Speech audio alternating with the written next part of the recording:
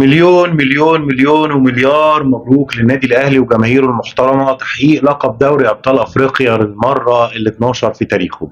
مفيش شك انجاز كبير، تاريخ كبير. يعني مش عايز اقول بعبع افريقيا، لا هي دي الحقيقه فعلا للامانه بدون مجامله، بعيدا عن الالوان، بعيدا عن الانتماءات. قولا واحدا اي حد بيشوف التاريخ ده في النادي الاهلي او الجيل ده في النادي الاهلي بيقول ان هو عليه جيل تاريخي. لك ان تتخيل كابتن زي رامي ربيعه من كباتن النادي الاهلي وصل لستة دوري ابطال افريقيا رفقه حسام عاشور، زيه زي وائل جمعه، نجوم كثر في النادي الاهلي. قدروا ان هم يحققوا الاعجاز. قول زي ما انت عايز تقول، خلاص هو بقى العادي بالنسبه لجماهير النادي الاهلي. ما بقتش بتحتفل كتير، حتى انا حسيت ان الاحتفالات مش زي احتفالات مثلا البطولات السابقه، احتفالات قليله، لان هو ده بقى الطبيعي بالنسبه للنادي الاهلي. ورغم ذلك وللامانه تقتضي سواء اداره محترفه او لاعبين ان انا اقول كلمه حق اقف عندها بقى شويه. النادي الاهلي رغم وصوله او رغم تتويجه باللقب ال 12 اللي تحس الجمهور بعد ما اللعيبه خلصت وقبل ما تروح من اوضه اللبس لبيوتها او اللي تكمل احتفالات يعني مع الجماهير، بيطالبوهم بالبطوله ال 13، وده اللي يدل لك في غرابه الامر. فريق بعيد بسنين ضوئيه كتير جدا عن اقرب فرق للقاره.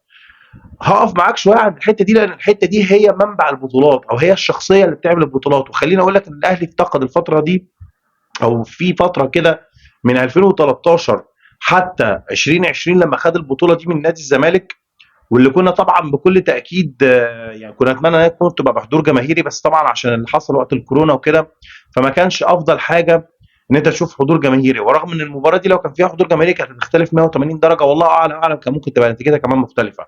ولكن دي بدايه الانطلاقه الحقيقيه للنادي الاهلي. وقتها قدر يامن ان هو يعمل بطوله، او قدر يامن ان هو يكون بطل، او قدر يامن ان هو ينافس على بطوله، او يعمل شخصيه البطل يعني فيما مقصد الكلام او فيما معنى الكلام. لان انت لما بتيجي تحسبها بتلاقي النادي الاهلي داخل او لعيبه النادي الاهلي داخله البطولات بتحس ان هي ما عندهاش تشبع يعني. وده امر غريب يستحق الدراسه او ان الوقوف عنده شويه. ان النادي الاهلي في كل بطوله بيشارك فيها تحس ان هو لسه بيلعب فيها لاول مره، كاني ناشئ صغير طالع من الناشئين او من قاعده الناشئين وبيبحث عن البطوله الثانيه والثالثه والرابعه والعاشره الى ما لا نهايه.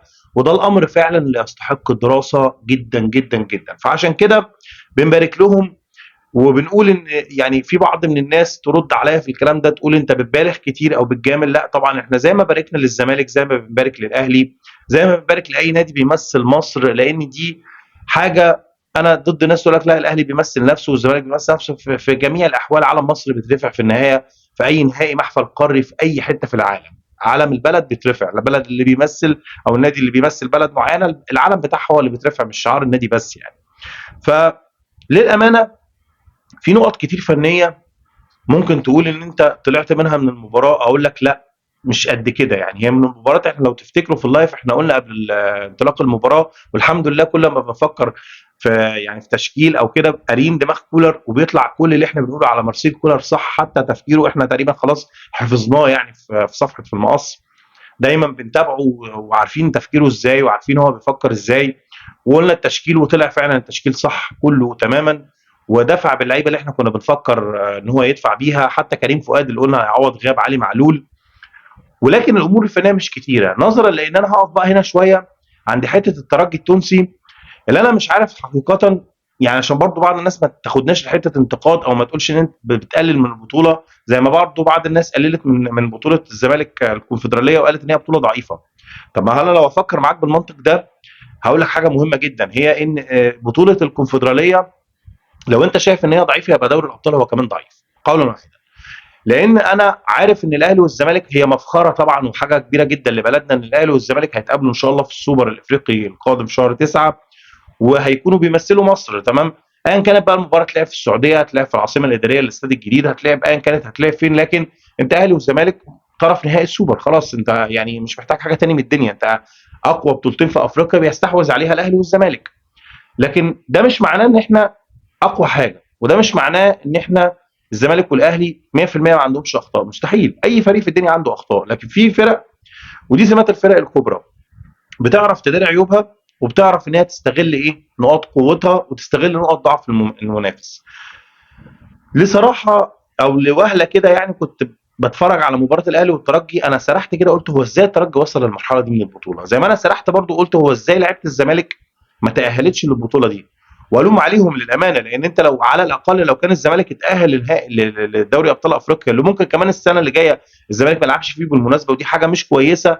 ان بطوله مش هقول انها سهله، لكن من السهل ان انت توصل فيها للمراحل النهائيه، خصوصا ان انت ما بتشاركش في الادوار التمهيديه خلاص، وبتلعب تقريبا من دور ال 32 او من المجموعات، بتشارك بعد كده عادي وبتلعب 6 مباريات بتتاهل منهم اول او ثاني للمرحله اللي بعد كده. فنادي الزمالك يقدر ان هو يوصل لمرحله بعيده زي ما النادي الاهلي بيوصل لمرحله بعيده، لان الكوره في افريقيا عامه يا جماعه اتغيرت 180 درجه. لو هتكلمني عن اخر 5 6 سنين، انت بتتكلم في نسخ دوري ابطال افريقيا عماله تضعف تضعف تضعف وبتقل. بتقل لاسباب كتيره، لان المحترفين الافارقه ما بقوش بيحترفوا في انديه شمال افريقيا، ودي السمه اللي كانت بتميز شمال افريقيا زمان. دلوقتي بتشعر ان في اللعيبه دي بتتجه من الصغر الى اوروبا على طول، ما بيلعبوش في افريقيا. لكن ده هرجع اقول لك تاني، ده مش معناه ان بطوله دوري ابطال افريقيا ضعيفه، لكنها مش بنفس جوده اللاعبين اللي كانت عليها مثل السابق. عشان كده الاهلي بيستثمر فيها وبيستغلها، ويكفي ان هو بطل المسابقه دي ل 12 نسخه، منهم يعني 5 نهائيات على التوالي، بيوصل للنهائي المره الخامسه. وانا يعني من موقعي هذا، لو تفتكروا قلت لكم قبل كده الاهلي هياخد البطوله دي، ومن موقعي هذا برضو بقول لك ان عشنا وكان لنا عمر الاهلي هياخد البطوله اللي جايه، لان قاره افريقيا خلاص الاهلي عرف مفاتيحها وعرف ازاي تتلعب، وبيجيب اللعيبه اللي هو محتاج يكسب بيها البطوله دي. الزمالك عنده مشكله في الحته دي، ان هو لسه هو قدر خلاص يذوق طعم البطولات الافريقيه باحراز الكونفدراليه، لكن الكونفدراليه احقاقا للحق مختلفه تماما عن دوري الابطال. حتى قوه المنافسه، هي فكره الملاعب برضو قريبه، ان انت بتروح تلعب في ملاعب شبيهه بملاعب دوري ابطال افريقيا، لكن كجوده لاعبين او كبطوله صعب ان انا اقارنها بدوري ابطال افريقيا، والا ان انا اكون هنا ظالم في المقارنه. لكن ده مش معناه ان انا بقلل من الزمالك لا سمح الله، او بقول ان الاهلي احرز بطوله ضعيفه، لا. لكن في المجمل العام الاهلي بيعرف يستثمر في البطولات دي وبيعرف يكسبها، ودي ميزه كبيره جدا جدا جدا للامانه تستحق الوقوف والدراسه عندها. الامور الفنيه زي ما قلت لكم مش كتير ان احنا نتكلم فيها، لان الترجي انا بصراحه اتفاجئت منه في المباراه دي، اتفاجئت بكاردوزو، اتفاجئت من رده الفعل حتى بعد استقبال الهدف، وهو هدف صعب بالمناسبه انك تستقبل هدف في اول 3 دقائق قدام 70 60 الف متفرج، ولا 60 70 الف متفرج، بحجم قوه التشجيع اللي احنا شفناها الرهيبه بالامس. ده يدل لك ان المباراه من المباريات، او ان الترجي ما كانش محضر للمباراه دي ذهنيا. وما اقدرش اقول ان الترجي فريق متمرس في البطولات، هو مرحله تكوين دلوقتي، زيه زي الوداد، زيه زي الزمالك، زيه زي الفرق اللي هي متعودين انها من كبار افريقيا، ما زال في مرحله تكوين وما زال مرحله تطوير، بيحاول ان هو يكبر نفسه وينمي نفسه الفتره اللي جايه. عشان كده الاهلي بيستغل بقى ده، وبيقدر يستغل ده، وبالبلدي كده اللي تكسبه العبه. يعني ما اقدرش اقول لك ان الاهلي غلطان، لا طبعا، انا لو جات لي فرصه ان انا اخد افريقيا 20 سنه قدام هاخدها، وانا هسيبها اكيد هاخدها. قول بقى عليها ان هي ضعيفه، قول عليها ما فيهاش منافسين، انا كده كده بستثمر وباخدها. انا كده كده عندي انجازات وارقام رهيبه جدا، اعلى نسبه فريق بيفوز في دوري ابطال افريقيا 22 مباراه بدون هزيمه، وده ريكورد كبير جدا لنادي في الاهلي في دوري ابطال افريقيا، تجاوز بيه الرقم بتاع مانويل جوزيه. فدي ارقام، كلها ارقام، يعني انا مش مستحضرها في ذهني كلها عشان اقدر اتكلم فيها، لكنها كلها ارقام. طيب بعض النقاط الفنيه السريعه كده ممكن نستخلصها من المباراه دي عشان الاحسن، وعشان نحسن من الاداء بالنسبه للاهلي، لان زي ما قلت لك جمهور الاهلي دايما طماع ودايما عايز الجديد ودايما بيحب يكون في جديد. انا استوقفتني نقطه امبارح مع حسين الشحات، عايز اتكلم، ما اعرفش يعني، قد يكون عنده مشكلته مع الشيبي والتهديدات بالحبس والكلام والقضيه والكلام اللي داير الفتره الماضيه دي، تكون واخده شويه من تركيزه، ده عذري الوحيد للاعب. لكن انا لو قعدت ما بيني وما بين نفس ما بيني وما بينه كده، وهمست له في اذنه كده جوه نفسه وقلت له انت في ايه يا حسين، يعني تحس ان هو في حاجه غلط مش مظبوطه، ممكن يكون الموضوع ده ممكن تكون مشاكل شخصيه تانية مأثره عليه، لكن تشعر ان اللاعب بيخاف، عنده عدم ثقه بالنفس مش طبيعيه. كذا كوره امبارح على فكره اثبتت ده، وحسستني ان حسين الشحات لا مش هو، انت عندك احسن من كده بكتير، انت عندك امكانيات ومهارات جباره وكبيره جدا، لكن انت للاسف مش قادر تستغلها، وعندك مشاكل مش عارف خارج الملعب ممكن تكون مأثره عليك داخل الملعب. لكن المجمل العام انا حاسس ان انت لا، ده مش حسين الشحات، وحسين الشحات باكتر من كوره امبارح كان ممكن يخلص. اللي شاف المباراه امبارح يقول لك مستوى امام عاشور كان اب اند داون، يعني في ابس اند داون مثلا، يعني فوق شويه تحت، لكن امام عاشور في المجمل هو لاعب تقيل يا جماعه، خلينا نكون واقعيين، وبصراحه بمنتهى الامانه هو يمثل 50% من قوه النادي الاهلي، يعني ما شاء الله عليه. لا هو دينامو في وسط الملعب، يعني قولا واحدا امام عاشور يا جماعه، لا وجوده في سكواد النادي الاهلي في وسط ملعب النادي الاهلي متقله جدا ما شاء الله، وده اللي بيخليه او بيخلي مارسيل كولر يشركه على حساب ديانج، اللي يعني ممكن قاب قوسين او ادنى من الرحيل عن النادي الاهلي خلال الفتره القادمه. عشان كده بقول لك الترجي اللي شافه امبارح هيشعر ان هو مش اقوى حاجه، هتشعر ان فنيا ما كانش في موده او ما كانش محضر للمباراه دي، في حين ان الاهلي استثمر. الاهلي على فكره في مناسبات كتيره كان ممكن يضيف، يعني مش معنى ان هو الترجي ما كانش في يومه او ما بداش يلعب كوره الا في الشوط الثاني، وكوره يان ساس الخطيره اللي كلنا يعني استغربنا ان الكوره دي وقعت قلوب الجماهير الاهلاويه، وقعت قلوب الجماهير كلها لما شفنا الكوره السويرف اللي عملته. كانت هجمه خطيره جدا وتسديده خطيره جدا، كان ممكن تغير مسار المباراه.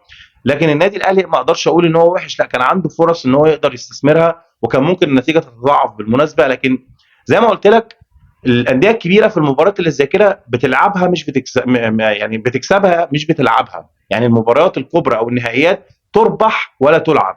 عشان كده المباراه انتهت بهدف، ونفس القصه برضو للزمالك مع نهضه بركان، هتلاقي المباراه انتهت بهدف.